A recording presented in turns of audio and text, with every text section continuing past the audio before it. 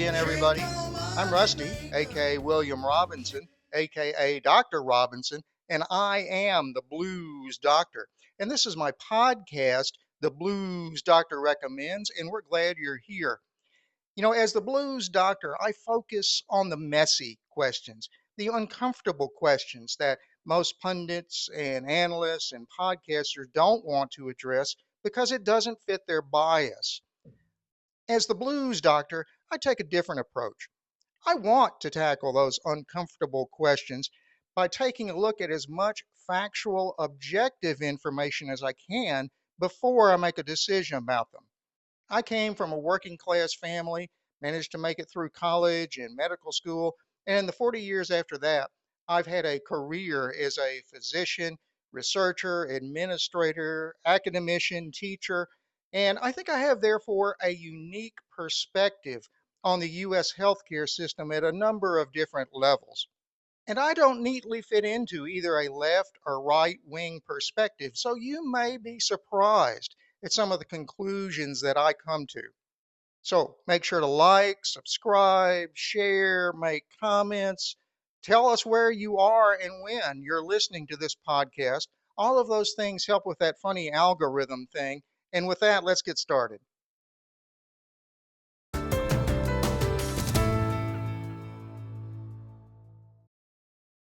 Have you ever wondered why healthcare in the US is so dysfunctional? Well, I do that almost every day and have done so for years. So I decided to frame that question so that it could be covered in a podcast type format. The resulting question became, who killed healthcare in the US? Well, I quickly realized that was too big a question to cover in any single podcast, and we've broken that down into several different questions, including how did we get here, about the historical process that brought us to this point, or what is the difference between health insurance and health care, to try to clear up some of the confusion about this topic. This week, we are continuing that series, and we have a new question, which is, do we need health insurance in the US at all? Or another way to phrase that might be, is there a viable alternative to traditional healthcare insurance in the US?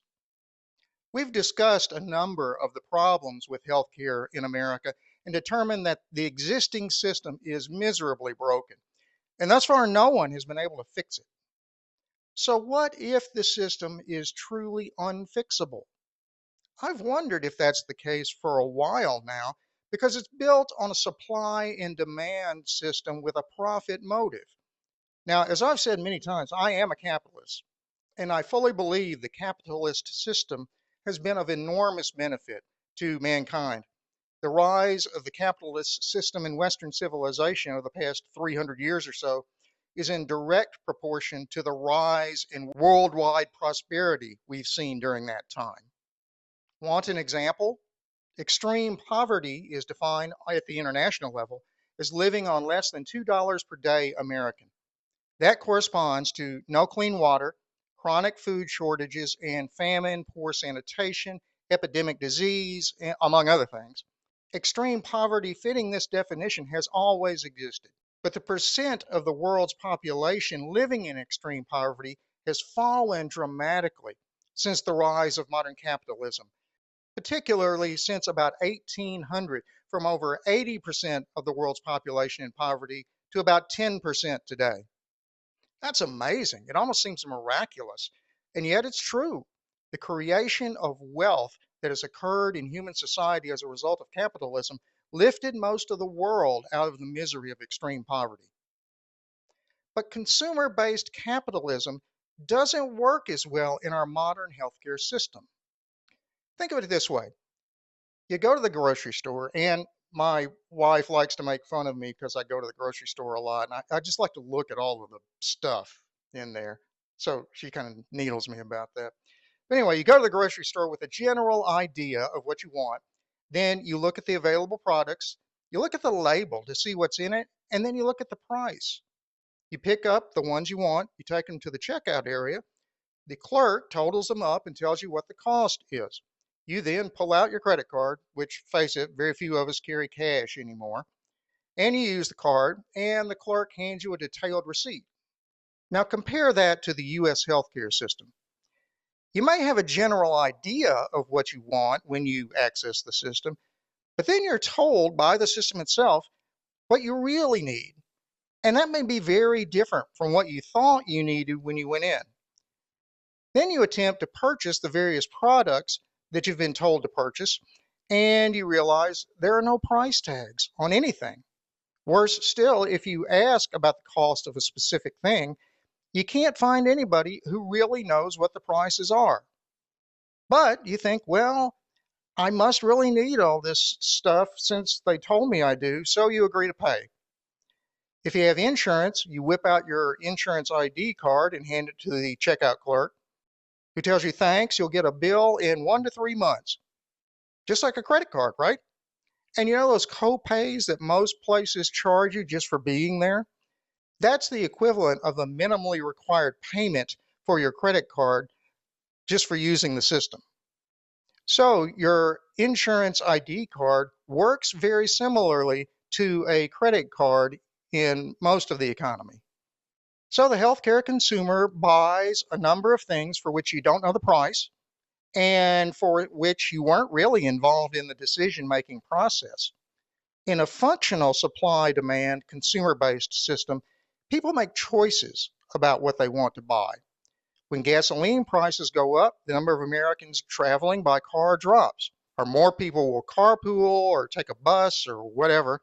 Then when prices go down, as they inevitably will in a supply-demand system, people start traveling again by car.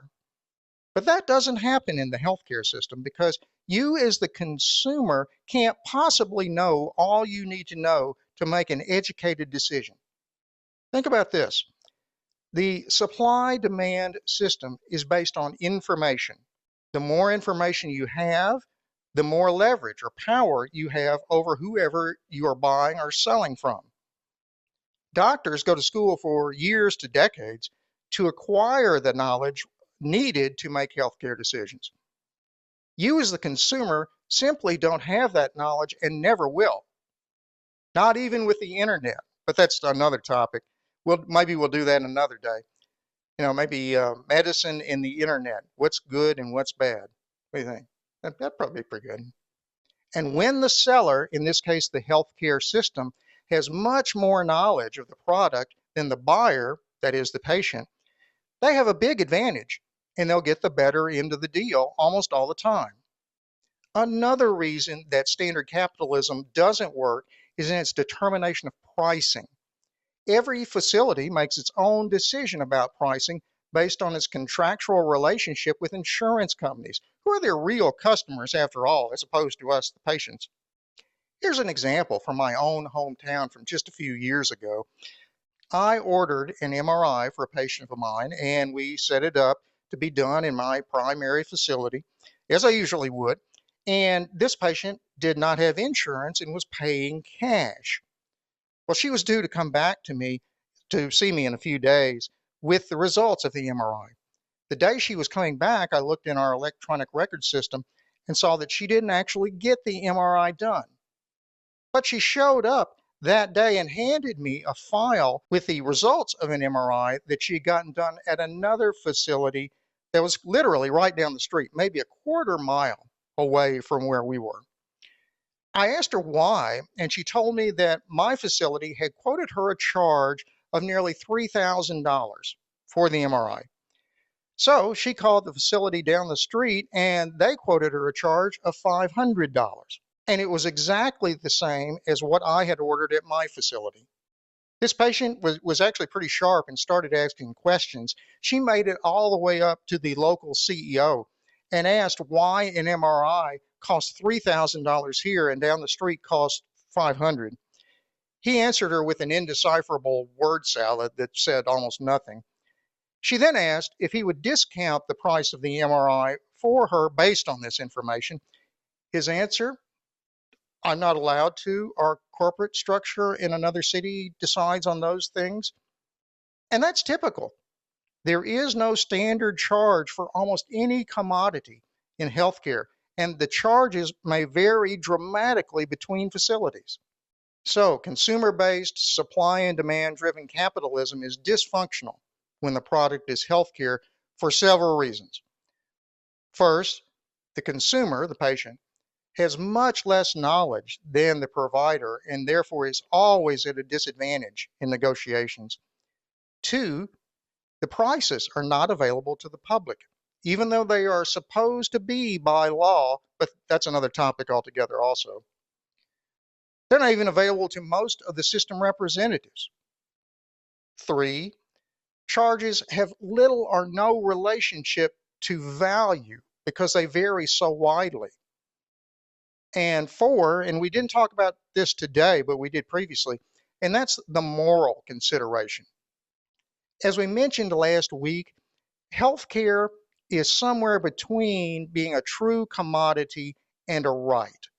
There will always be people who are sick or injured and can't pay.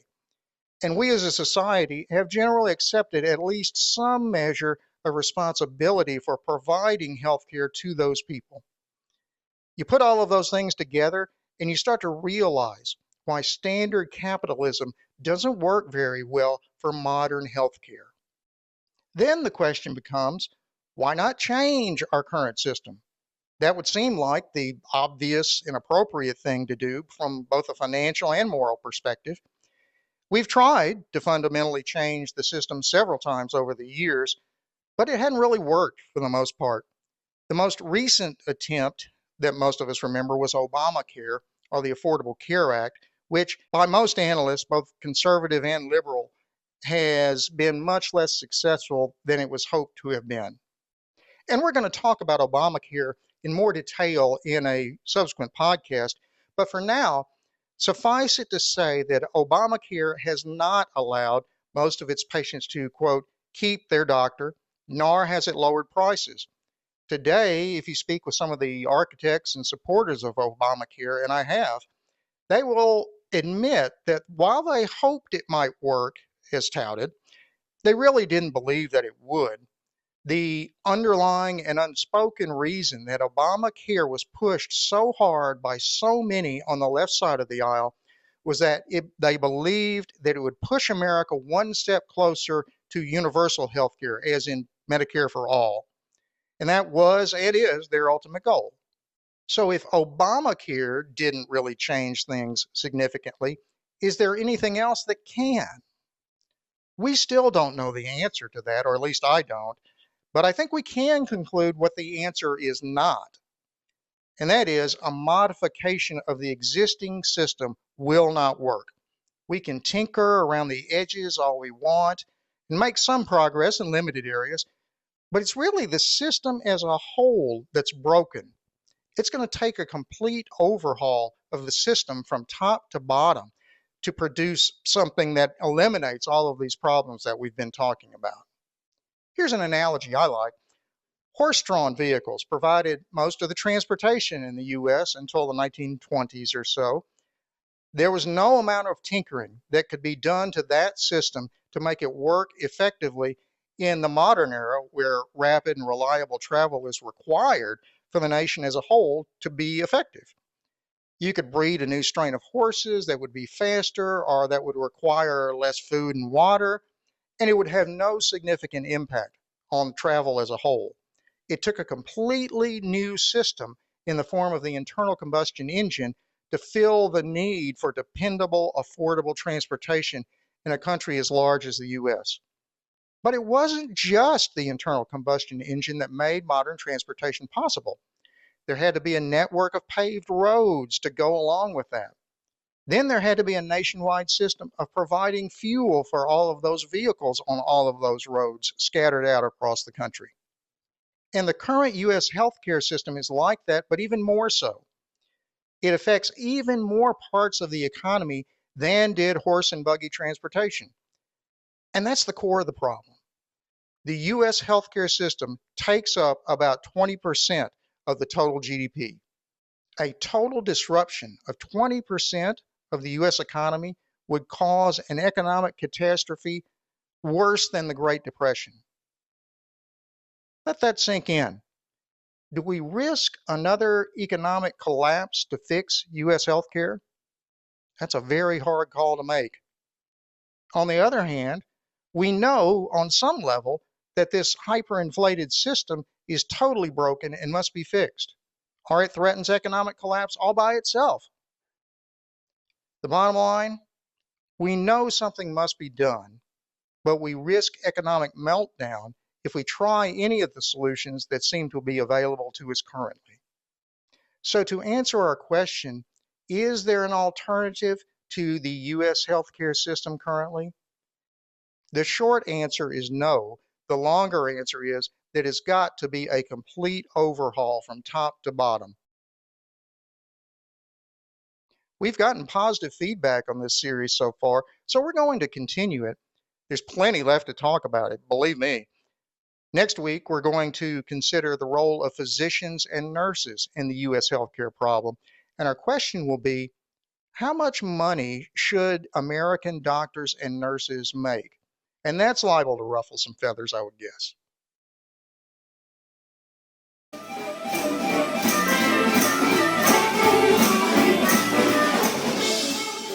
Ash Wednesday was 3 days ago as we're recording this, so we are in the season of Lent now. We haven't been to any new clubs this week, so here's a compilation of some old favorites of mine from the New Orleans and Gulf Coast music scene.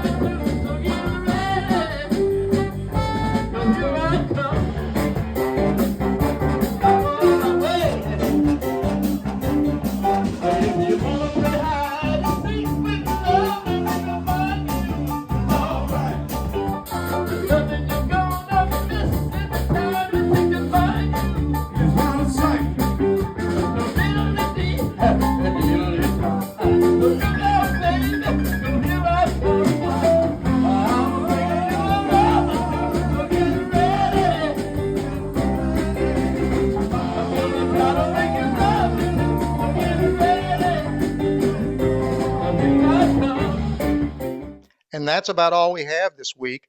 We've got some new subscribers to the channel this week, thanks to Gutters Pub, and that's GUTTERSPUB, and Murray Evans 9871.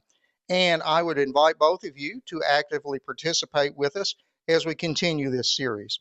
Anyway, as I usually say at this point, please watch next week's podcast. Okay? See you later.